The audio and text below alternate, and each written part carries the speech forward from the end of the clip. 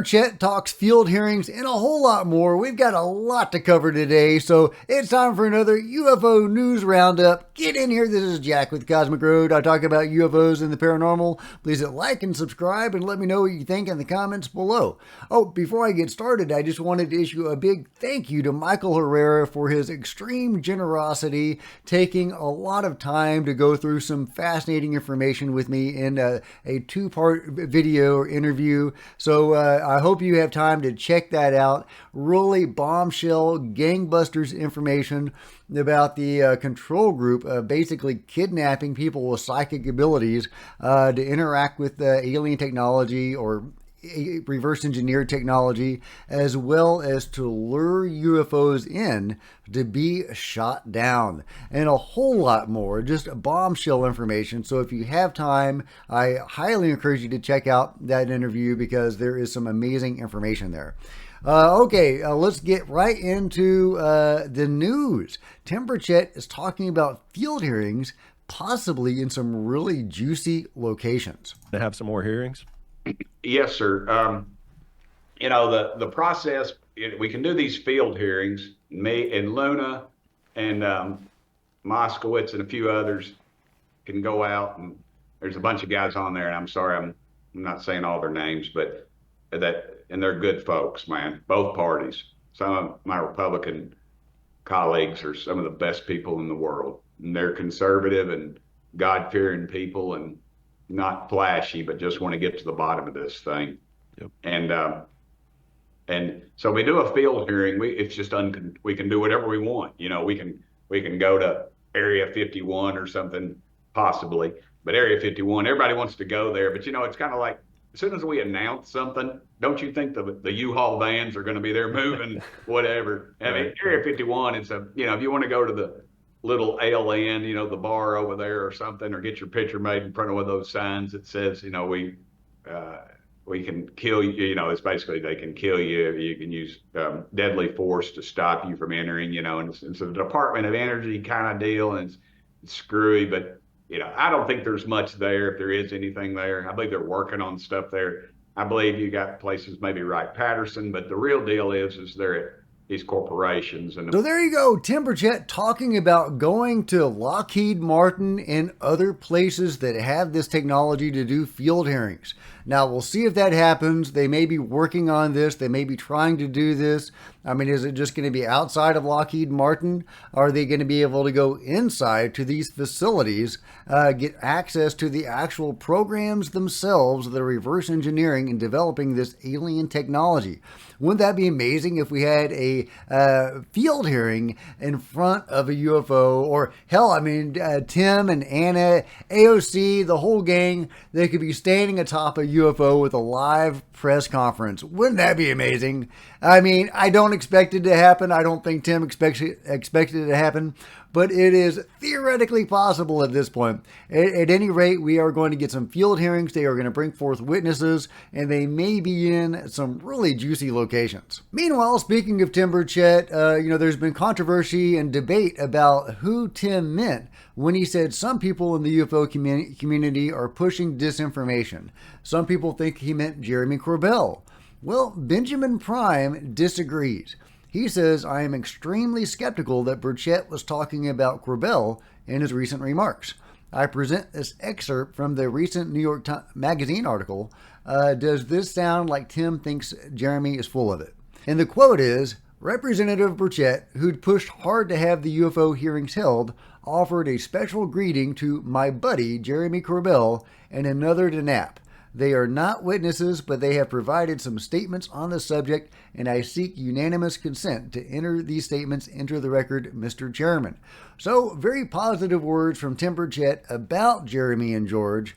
Doesn't sound like he thinks they're full of crap. So, I tend to agree with Benjamin that he probably wasn't talking about Jeremy. Meanwhile, Jon Stewart is issuing a bold challenge to the public, and he sent this to me and he asked me to share this with you, and I think this is awesome. He's really trying to get attention on the alien interview. He's been pursuing the identity of Victor, the person that leaked that interview for years. I've actually seen a picture of Victor that he shared with me, and it's not anybody that we know about. People have theorized that maybe it's Bob Dean, Robert Dean, famous ufologist, but it's not him. It's a younger guy. It's not Robert Dean, and it's not anybody that we know. It's a guy with a beard and big dark glasses. That's all you can really see. But yeah, it's not anybody that we know. Anyway, so here is Jon's letter. Here is his bold challenge. Open letter to the public. Dear fellow investigators, I am Jon Stewart, the principal investigator of the infamous 1997 Area 51 alien interview with the whistleblower Victor. Over the years, speculation has swirled regarding the identity of the individual seated in the chair during the filming in 1996 at the Rocket Pictures offices in Beverly Hills. Many have emphatically claimed that it was Bob Dean, and I am intrigued. Today, I am issuing a challenge to the public. I am offering a reward of $5,000 to anyone who can conclusively prove, beyond a shadow of a doubt, that the person in question was indeed Bob Dean. To qualify for this reward, you must provide substantial evidence, meet all three conditions. 1, photo or video evidence clearly depicting Bob Dean sitting in the chair at the Rocket Pictures offices during the 96 filming of the interview of that doc. 2, signed NDA or appearance document agreement from the 1996 between Rocket Picture and Robert Dean, aka Bob Dean, aka Robert O. Dean, with Alien interview director Jeff Broadstreet's acknowledgement of authenticity and bearing Bob Dean's legitimate signature, linking him to participating in the event. 3, independent professional electronic voice analysis confirming that the voice heard in the footage belongs to Bob Dean, not public claims. I've got a good ear. It's his voice. This evidence will be thoroughly examined by a mutually agreed upon investigator to ensure its validity. If your evidence stands up to scrutiny, I will personally deposit $2,500 into your bank account as promised or to the charity of your choice. Let's unravel this mystery together and shed light on one of the most enigmatic events in UFO history. I eagerly await your submissions. So there you go, a bold challenge from Jon Stewart, trying to cast further light on the alien interview and the circumstances and the people behind it. Meanwhile, check out this crazy UFO from Chile. I'm going to totally mispronounce this name, but Valparaiso, Chile, from 2022. And this looks very similar to that snowflake, or whatever they're calling it. One of the recent images released by Jeremy Corbell. To me, it looked more like a snowflake. I think they were calling it the chandelier UFO. Well, here's a very similar object. Look at that. Now, obviously impossible to tell whether it's CGI or not. We need some technologies that we can pick out CGI. And I'm really hoping that that technology becomes available. I keep hearing rumors that it's going to become available, that we'll be able to, debunk BS videos. So fingers crossed for that, but cool video. Meanwhile, the lovely Dr. Sean Kirkpatrick has some words to anybody that doubts him or the cover-up. If you believe in UFOs, you're part of the problem. This is really just a microcosm of a really larger problem of the distrust of government, the distrust of how we conduct operations, investigations, how we govern, our capacity to do so. And I think some of the publicly expressed sentiment by policymakers that completely lacks in any sort of rational thought or common sense just reinforces that concern. Okay, there you go. If you believe in UFOs, if you're trying to push this forward, you have no common sense or you're not capable of rational thought. According to the lovely Dr. Sean Kirkpatrick, just reinforcing how lovely he is. Oh, and check this out. This is from Iran in the 5th millennium BC. That's crazy. The Neolithic Iran at Tepe Sialk. This figure has 3 fingers, an elongated neck, and an elongated skull. So could that be a depiction of a being? Could that be something similar to Maria, one of the Nazca mummies that looks very much like that? 3 fingers, elongated head. I mean, that looks a whole lot like Maria, doesn't it? Now, of course, in some areas of the world, as I reported on before, they did practice skull binding, and I've done a whole video on that, showing how some of those cultures seem to have had interactions with the phenomenon, overt interactions, as they have had in the Nazca region in Peru. So, to me, that seems to signify that the skull binding was meant to emulate the being. So where you see skull binding, you might likely be looking at places that have interacted with the beings. So even if this isn't a depiction of a being, this could well indicate a civilization that was interacting with the phenomenon in a very overt way. But then again, this could be a depiction of a being. As we have seen in the textiles from Nazca, and I've shown those to you before, where they were clearly depicting the Nazca mummy beings. Speaking of beings, this is from Welcome to Interesting Times in Valmalenco, Italy. I said that right. A local policeman collected a series of incredible reports over 10 years. Photos from locals, tourists, and the police, and the officer himself showing small gray beings in the valley. If real, the photos are amazing.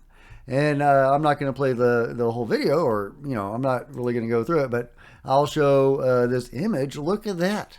Look at that. This is supposedly captured by the officer himself in this region where they are seeing these beings not infrequently. Isn't that nuts? Isn't that crazy? What do you think? I mean, is that fake? Is that pareidolia? I'm mispronouncing that word. But that looks like BS to me. But that little gray figure could have been legit. Could have been legit. Oh, and there's another one. I don't know. That looks kind of dodgy right there to me. But who knows? Who knows, guys? But yeah, pretty cool to think about. Meanwhile, the Soul Foundation releases a promo video. So that's something. We got something going on with the Soul Foundation. The Soul Foundation exists to seriously address one of humanity's biggest questions. What questions? UAP. Nice. I love it. All right. So yeah, and so there you go. The Soul Foundation is doing stuff. They are active. We are in the early days of the Soul Foundation, and I can't wait to see what they come up with. So, just keep your eyes on the Soul Foundation and Gary Nolan. Last but not least, Chris Lato says he believes he has cracked the code that has eluded physicists for like 100 years. A unified theory of everything. This is amazing, trying to unify quantum mechanics with Newtonian physics, which has been, like I said, the holy grail of physicists for a long time. I didn't even know Chris was into math or physics, but he is, and he believes he has solved it. And he goes into this long presentation, an hour and 20 minutes. Most of it was way over my head. He talked about some cool things, though, and what I did understand was pretty neat. Here's a few seconds of him talking about it. And that would be the Hubble tension and the expanding universe. I think I just showed a simple theory. It aligns all the assumptions. It aligns with all of our old models, right? It has to explain all of the effects that we've seen from the past. It explains your Newtonian physics with the modified once you get further away, right? It explains general relativity. Basically, general relativity equations are correct, except for the cosmological constant. It needs to be related to your energy density compared to the rest of the universe in accordance with Mach's principle. So heady stuff, Chris. I love it. I mean, kudos to you for working on this and maybe even cracking the code. He even gives us the equation. So is this the new E equals mc squared? I mean that was Einstein's thing, right? General relativity. Is this the new big equation? Will they be teaching this in schools in the future? So I don't know if you have a physics background or more understanding in this than I do. please chime in the comments below. I can't wait to see what becomes of this in the days ahead, if this is acknowledged as a true advancement in physics or not. But, I love it. He also talks about how we are all beings of light, and which, is true, as from my understanding of physics anyway, and that we are all trying to get back to source. And he believes that this is shown in the math. I love it, guys. So hats off to Chris. Let me know what you think about that and everything else covered today in the comments below. And if you've enjoyed this video, please give me a big thumbs up. I sure would appreciate it. Smash the subscribe button and the bell to be notified of future videos. You don't want to miss a thing, including part 2 of my interview with Michael Herrera that drops tomorrow morning.